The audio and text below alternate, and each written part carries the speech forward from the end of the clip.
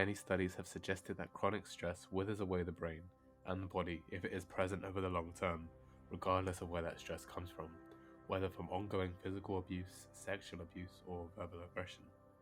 These kinds of scientific findings can be both fascinating and unpleasant to consider.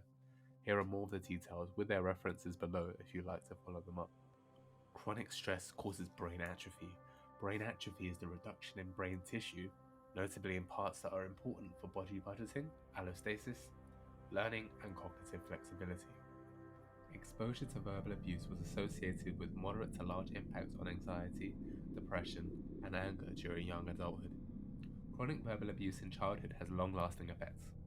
In this study of 544 young adults, scientists asked the participants to rate their exposure to verbal abuse from parents and peers when they were children. The scientists found that people who reported exposure to verbal abuse in childhood were more likely to experience anxiety, depression, and anger during young adulthood.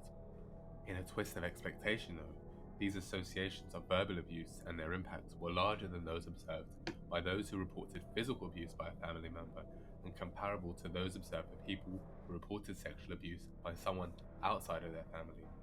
These findings are consistent with the hypothesis that chronic verbal abuse in childhood predisposes people to mood disorders in young adulthood.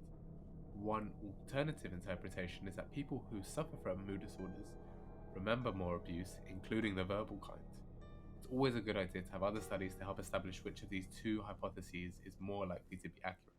In a similar study by Miller and his colleagues, they found the biological impact of growing up in a harsh or chaotic family with a lot of verbal criticism and conflict to be quite significant. Kara and their colleagues found that living a life of sustained aggression also places adolescents on a developmental trajectory towards physical and mental illness.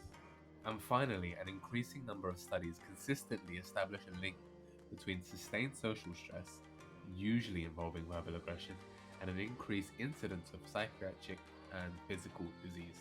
For example, there is evidence that verbal aggression can alter the immune response, sufficiently reactivate latent herpes viruses, and reduce the advantages of common vaccines. All these studies are not of vulnerable people, but of average people who are drawn from across the political spectrum. It is also worth pointing out that these findings mention whether or not test participants report experiencing intense stress.